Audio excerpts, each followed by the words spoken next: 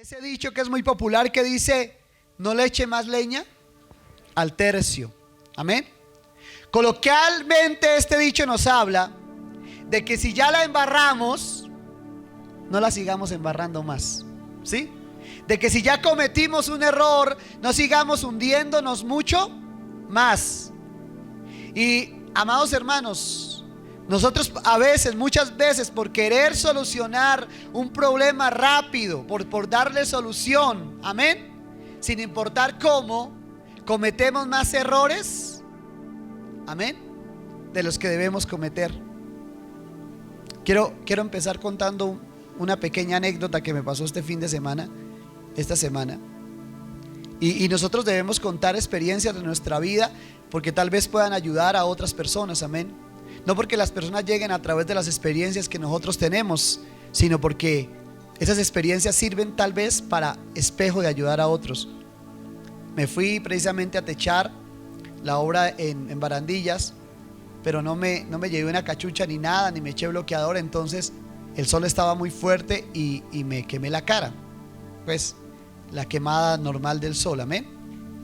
Sin embargo, bueno, me eché crema, me apliqué crema para la quemadura y me salió un pequeño fuego. Después de la quemada me salió un pequeño fuego por donde reventó el calor. Y yo quería quitar ese fuego rápido, o sea, que ese fuego se fuera rápido.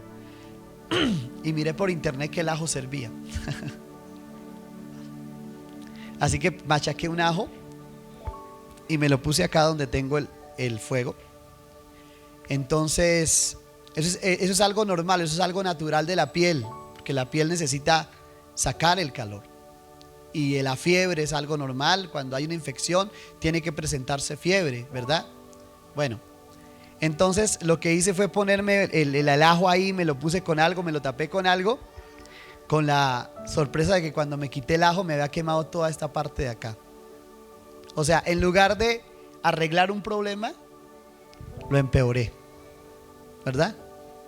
Y ahora tengo que esperarme más, echarme cremita ahí. Debí haberlo hecho desde el principio. ¿Por qué les cuento esto? No sirve el ajo para los fuegos. Y no solo por eso, se lo digo por una experiencia. ¿Cuántas veces nosotros nos ha pasado cosas y cosas y cosas, y en lugar de nosotros reconocer y de pronto pedir perdón o de pronto no sé, hacer algo para solucionar el problema, nos hundimos más? ¿Cuántas personas se han vuelto mentirosas, pero es tan tremenda la mentira que ellos se terminan creyendo la mentira? ¿Sí? Y ellos se terminan creyendo lo que dicen y se hunden cada vez más. Amén. Y hoy quiero empezar, mis amados hermanos, narrando una historia o hablando de una historia de la Biblia que la hemos hablado muchas veces. Amén. La hemos hablado muchas veces, la hemos predicado muchas veces, pero es necesario volverla a predicar, porque cada vez que nosotros hablamos y predicamos esta palabra, yo creo que Dios nos habla de una manera diferente. Amén. Y creo que hoy se divide, esta predicación se divide en dos. La predicación se llama ¿Cómo salir del problema después de haber pecado? Pero hoy titulé la predicación de hoy, no le eche más leña al tercio. Y es verdad, hermanos. Quiero que vaya conmigo al libro de Samuel, Primera de Samuel, capítulo 11. Bendito sea el Señor. No, Segunda de Samuel, capítulo 11, discúlpame.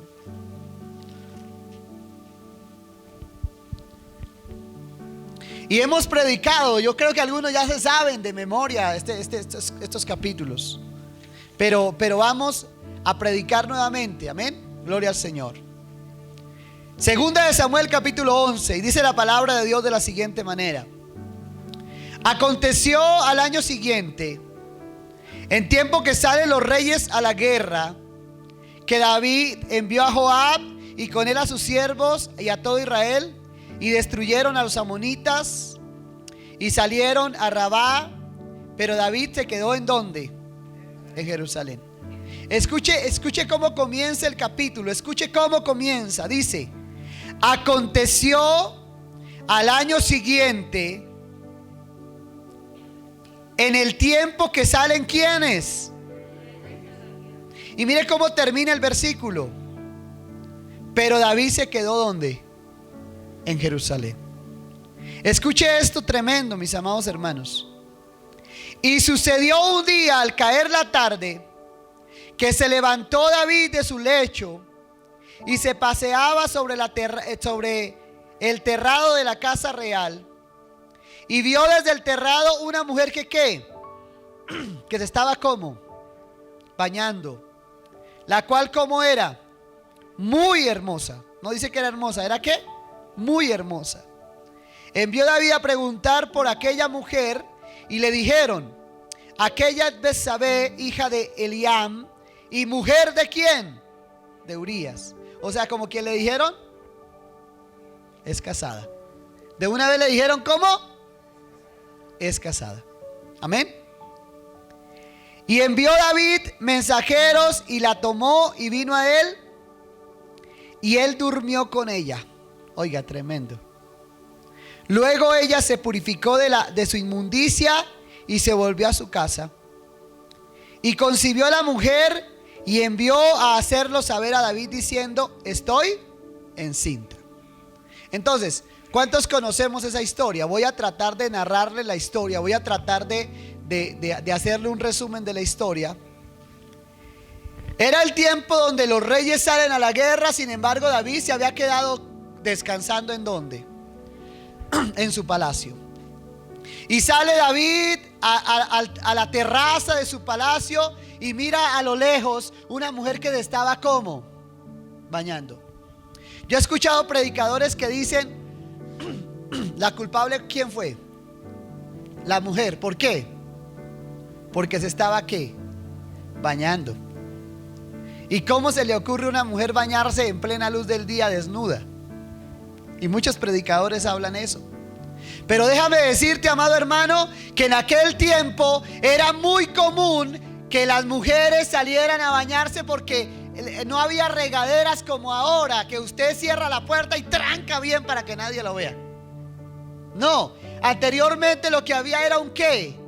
Un pequeño estanque con unas escalinatas donde las personas iban y se bañaban y se tenían que bañar. Y cuando se iban a bañar las mujeres, los hombres tenían que... O sea, eso es cuestión, mis amados hermanos, de respeto. Eso es cuestión de que los hombres tenían que tener ¿qué? Un respeto. Si la mujer estaba allá bañándose, el hombre tenía que tener un respeto y estar aparte.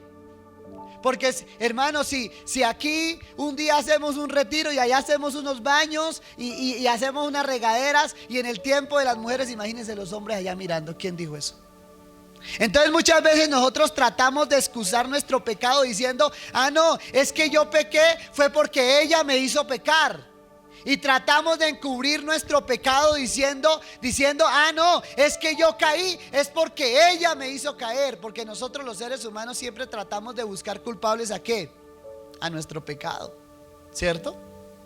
Entonces dice la palabra de Dios, para los nuevos que hasta ahora vienen a la iglesia, de pronto no conocen esa historia, la estamos narrando. Dice la palabra de Dios que David miró a esa mujer que estaba ¿qué? Bañando. Y mandó un mensajero a llamar y preguntó: ¿quién es esa mujer? Y ellos conocían esa mujer. ¿Por qué? Porque esa mujer era la hija de uno de los mejores soldados que tenía David, llamado Urías Eteo. Amén. Y cuando la llaman y le dicen ¿quién es esa mujer? Le dicen ¿quién es esa mujer? Y le responden: es hija de Eliam. Y de una vez le dicen: y es una mujer casada ¿con qué? Con Urías Eteo. Pero a él no le importó eso. Él miró que era una mujer hermosa y simplemente se acostó con ella. Y ese pecado concibió ¿y qué? Y dio a luz un hijo. En esta época, si una mujer hubiera quedado embarazada, si una niña hubiera quedado embarazada, entonces, mis amados hermanos, ¿qué hubiera sucedido? ¿Cuál es el? Gracias, hermana, no se lo reveló sangre ni carne, hermano. Les digo una cosa, hermanos. Si una mujer queda embarazada en este momento, si una niña queda embarazada y teme que sus papás la vayan a, mejor dicho, a acabar porque quedó embarazada, ¿qué decisión toma? Abortar. Yo no sé cuántas personas aquí en algún momento han llegado a hacer eso. Yo no sé cuántas personas han llegado a pensar eso. Tal vez ninguna de las que estén aquí, ¿verdad? O tal vez si haya una. Igual déjame decirte que el Señor perdona cuando nosotros nos acercamos a Dios y le pedimos perdón al Señor por ese pensamiento que tuvimos. Amén. Y voy a continuar diciendo. Muchas veces tratamos de hacernos las víctimas, echándole la culpa a otra persona cuando nosotros somos los que debemos reconocer que nuestro error. Amén. Entonces, dice la palabra de Dios. Esto ya lo he predicado muchas veces, pero quiero terminar, si Dios quiere, esta predicación el próximo domingo, porque quiero enseñar a la iglesia ciertas cosas que son importantes de la palabra de Dios y que nos enseña este capítulo. Es interesante cómo la Biblia no trata de ocultar el pecado de David. Es interesante cómo la Biblia no trata de decir que David era un hombre perfecto, sino que nos muestra un hombre imperfecto para que nosotros nos sintamos identificados con esta persona, porque nosotros también hemos cometido fallas, nosotros también hemos cometido errores, nosotros también le hemos echado ajo a la herida muchas veces. ¿Sí me entiende? En lugar de corregir el error, ¿cierto? Y nosotros ahora estudiando la palabra, siéntanse ustedes en el puesto de jueces en este momento, y si yo le pregunto ¿qué debió haber hecho David? ¿Usted qué dice?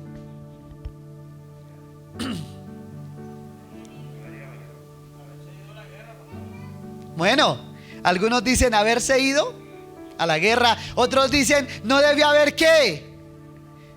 De pronto otros dicen no, pastor, se mira pero no se toca, ¿cierto que sí? De pronto una miradita no le hubiera hecho daño, pero el problema fue que él llamó a esa mujer. El problema es que él estaba como desocupado. Y yo vuelvo y hablo a los desocupados. Dígame una cosa: cuando usted comete los peores errores en su vida, es cuando usted tiene su mente desocupada, hermano. Cuando usted no está haciendo nada, hermano. Y yo le voy a decir algo: busque algo que hacer antes que el diablo tome control de su mente. Porque es que muchas veces cuando usted se la pasa pensando en otra, póngase a hacer otra cosa para que tenga su mente ocupada. Porque si usted con su mente desocupada comienza a pensar, hermano, hasta cosas tremendas. ¿Sí? Por ejemplo, alguien le hizo algo a usted, se le robó una gallina. Pensémoslo de esa manera, sabiendo que aquí pocos tienen gallinas, solo el hermano Tobías, bueno, y otros. Pero pensemos que a alguien se le robó una gallina, hermano. El cristiano se pone a hacer algo, se ocupa, hermano, dejó. Pero usted se sienta y se pone a pensar, ese fue fulano de tal. Pero lo voy a coger, espere tantico, ¿cierto que sí? Espere tantico, ¿cierto que sí? Entonces usted empieza a pensar ¿cómo qué? ¿Cómo vengarse? Porque una mente desocupada es fábrica de Satanás. Una mente desocupada es ¿qué?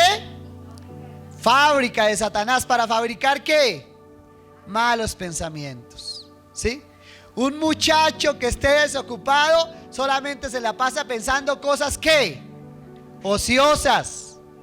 Ponga a su hijo a hacer algo, póngalo a hacer algo, porque se la pasa pensando cosas ¿qué? Ociosas. Amén.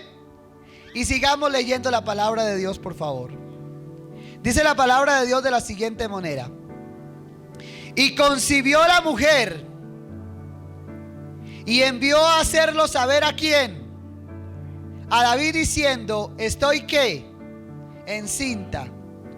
Entonces envió a decir a Joab: envíame a Urías Heteo, y Joab envió a Urías, ¿a dónde?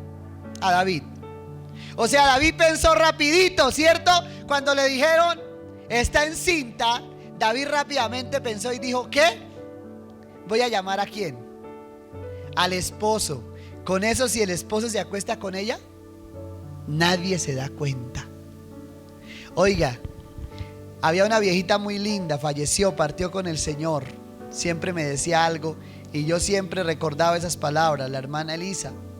Ella me decía, pastor, arriba está el que para abajo mira. ¿Cierto? Alguna vez yo les conté a ustedes la historia de los melones, del muchacho que se metió a una finca a robar melones, ¿o no? ¿Se acuerdan ustedes esa historia? Esa historia dice que un muchacho iba con su papá en un carro y entonces pasaron por un lugar donde había muchos melones, y ver los melones en cosecha es algo hermoso. Ver los melones en cosecha es algo hermoso. Y el papá le dijo, hijo, yo veo que esta finca es muy grande y nadie está viendo, así que métase usted por debajo de la cerca y se roba unos 2 melones rápidamente. Pero eso sí, tenga cuidado, antes de meterse a la cerca, mire para un lado y mire para el otro, ¿cierto? Y el muchacho se fue rápidamente como su papá lo había mandado. ¿Y sabe qué hizo? Miró para un lado y miró para el otro y miró que no venía nadie. Se metió a la cerca, se metió, y cuando iba a coger el primer melón, ¡fum!, una bala que le roza por la cabeza. Y entonces el muchacho miró para un lado y miró para el otro y no vio a nadie. Y entonces fue a coger el otro melón y ¡fa!, que una bala que le roza otra vez la cabeza.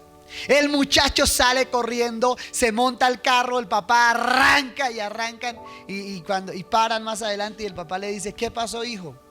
¿Qué pasó? Yo no le dije que mirara para un lado y para otro. Dijo, yo miré para un lado y para otro. Lo que usted no me dijo fue que mirara para arriba.